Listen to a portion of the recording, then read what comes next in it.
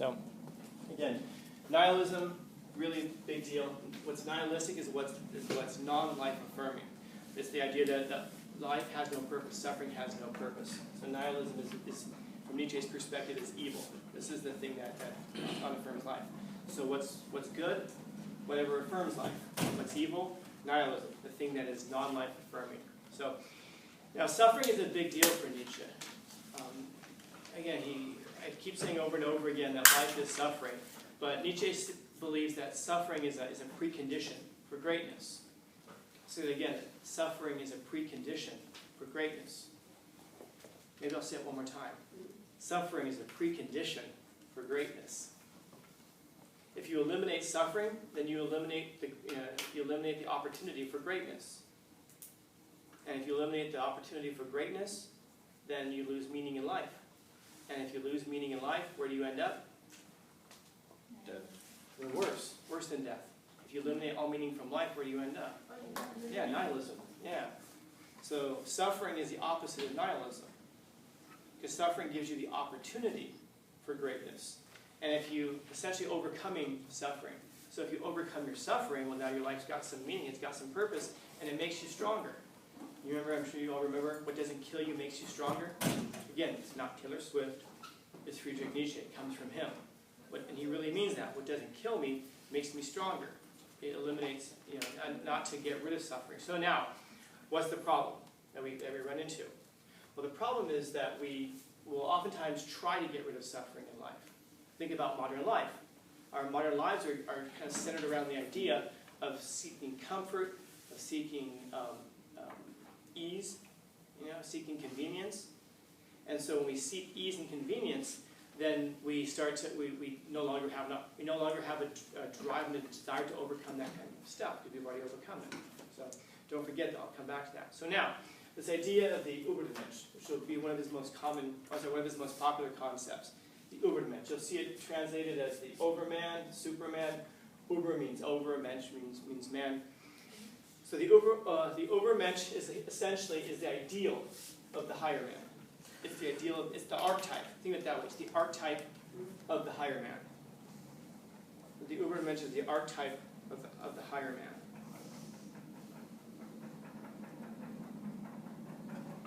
It's the thing to which we should aspire.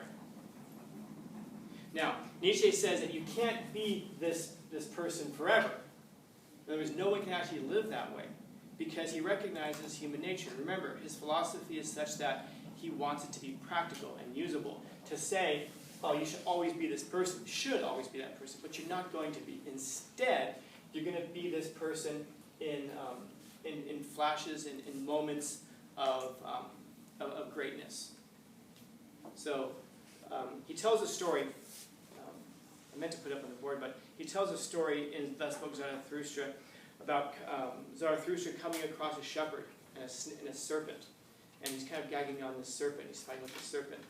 And in short, the serpent is this image of the higher man. And the shepherd is the image of the higher man, and the serpent is these struggles and things that you're coming across. Maybe it's nihilism. And so as he's fighting with this thing, he instructs the shepherd to bite off the head of the serpent. Isn't that how you get coronavirus? He doesn't bite off the head of this thing, so he does that. And the whole idea is that it's this image of the person who's in a moment of desperation, a moment of struggle and fight, can pull themselves together, bite off the head of the thing that they're fighting against, toss it aside.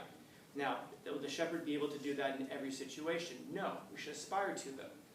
The question I ask, maybe it's something that we can aspire to ourselves, to constantly always be that person that when troubles are hitting the fan, that we're the person who people look to. I wonder if any of you are that person, that when things go to absolute crap, everyone kind of turns to you and is like, so what do we do? Or if you're that person who when everything goes to crap, you're like, ah, and then you sit in the corner and you cry, and you become more of a burden to the people around you. Maybe that's the first thing that we should seek to do. Not be a burden to people around us. Not be so dependent on everybody around us. And then if we can overcome the idea of being a burden, now not just being a burden, but we can be an asset. And then you're that person that when things go to trash, everybody turns to and everybody looks to. So that in those moments of greatness, this is who you're going to be. And the idea is that you can be this as often as possible through suffering in life.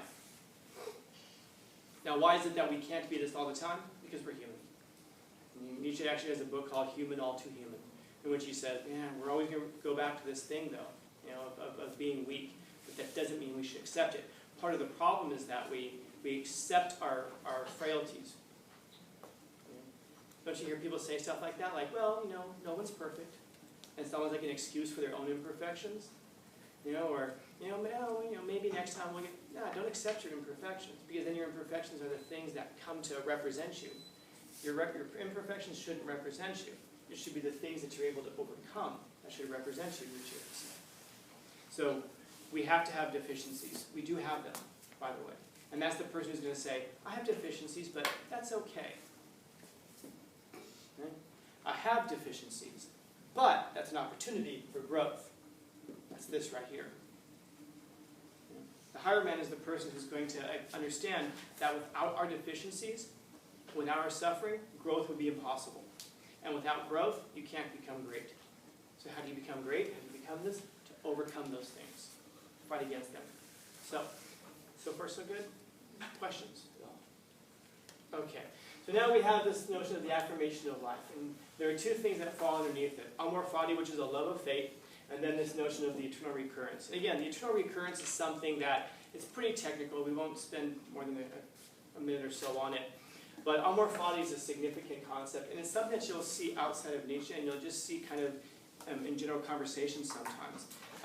It's an extremely difficult thing to do. It's essentially the love of faith.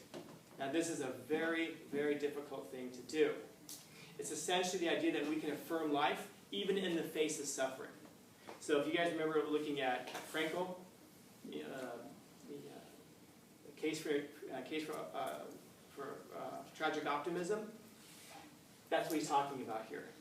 To be able to look at life and affirm the significance and the meaning in life, even in the face of undeniable suffering. Because you can't deny suffering. I don't know if any of you have ever been in love before and you're trying to figure out, am I really in love? Am I in love? That's not suffering. Have you ever been suffering and you ask yourself, am I really suffering?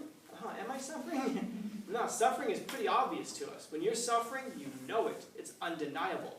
Other things that we can feel, we're not sure about. You ever go outside and you're like, I can't tell if I need a jacket or not. I'm not sure if it's hot or cold outside. You never walked outside, get hit by a bus and go, does this hurt? No, you know it does. There's no question about it. And so in the face of undeniable suffering, to instead embrace that suffering, not to try to avoid it, but to embrace it. And again, a significant difference there between Frankl and Nietzsche. Frankl is saying, gosh, if you can avoid suffering, well, be smart, avoid it. Nietzsche is like, hell no. In the face of suffering, you embrace it, because that is what's going to lead to your greatness when you have the opportunity to overcome. Suffering provides the opportunity to become great. Don't miss that. Suffering provides the opportunity to become great. Suffering provides the opportunity to become great. And then we recognize, therefore, that everything that happens is good, or at least is necessary. Somebody breaks up with you and you're suffering, that's good, or at least it's necessary. Because if someone breaks up with you and it breaks your heart, what does that reveal to you? Well, it reveals to you that you had a dependence. It reveals to you that you had a need. And so then you can recognize, maybe I was too attached to somebody or something. And so maybe that made me weaker. So you recognize that even in that suffering, it gives you the opportunity to overcome. Now that doesn't mean that you should keep emotional distances from people. And one of the things that Nietzsche suffered from tremendously was that he was in love with someone who didn't love him back. Hard to believe, right? You see pictures of him and you hear more about him. It seems like a really easy guy to get along with, right? The kind of guy you want to be around all the time. Nietzsche, by every account, was just a horrendous, raging son of a bitch. He was hard to be around. And he was in love with a woman who just rejected him, wouldn't, talk to him all the time, because she loved his mind, but she never ever wanted to be with him. She actually went on to become a philosopher herself. She who? Yeah, she died. Yeah, she died. That was Nietzsche's assessment of her. She died. So even in a breakup, even in the death of a loved one, it's good. Or at least it's necessary. because suffering is necessary for you to overcome and become great.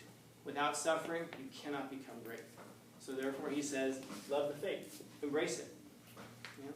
And then eternal recurrence is just the idea of exactly what it sounds like. That everything, all these patterns of the universe repeat everywhere in different forms. It kind of presages the multiverse theory. You guys know what the multiverse theory is? The idea that there are multiple universes and that there's an infinite number of universes that are playing out an infinite number of possibilities. You know, it's a big, it's not an exact way of expressing it, but you can think of it even as like resurrection. You know, it's different options for you. Yeah. Different routes you would take. Yeah, different routes that you would take. You know, what would you do differently? But it's summarized pretty well, man. There's a part in best book Zarathustra. We're not going to read this part, but he's essentially describing the eternal recurrence, and he says it's the ability to ask yourself at death, you know, was that life? He actually says, was that life? I want to say to death. Well, then once more. You know, was that life? Well, then once more. Let's do it again. Despite the suffering, let's do it again. And you're going to notice when we talk a bit about Buddhism in a couple of weeks, that Buddhism is quite the opposite of that. Buddhism is the idea of the elimination of suffering. Nietzsche's thing is, despite the suffering, life has meaning and purpose. In fact, not even despite, maybe a better way of saying it is because of.